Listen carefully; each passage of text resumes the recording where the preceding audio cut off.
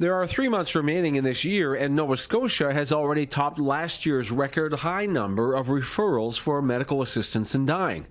In a province struggling to provide decent healthcare services, the growing demand for assisted dying is too much. What we're faced with right now is a backlog of people who are stuck in that process who haven't yet been able to access. So we've got people, for example, who've made a referral back in May or June who haven't been seen yet, but who are now increasingly needing to be seen. There's been a surge in demand since new federal legislation passed in March.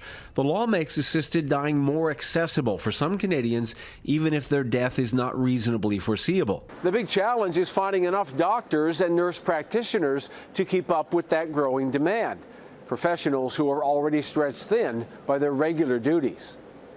Other provinces could face similar problems, with the group that speaks for assisted dying assessors and providers noting applicants are facing an unprecedented and lengthening waiting list. It does point to a need to monitor access across the country and for governments to put sufficient resources into the system to make sure that these kinds of delays are not any longer than they have to be.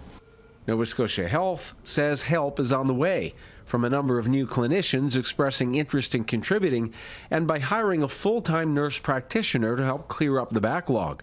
That creates a great deal of stress and suffering for these people, and we want to accommodate them as best we can. Assisted dying now represents 2.5% of all deaths in Canada.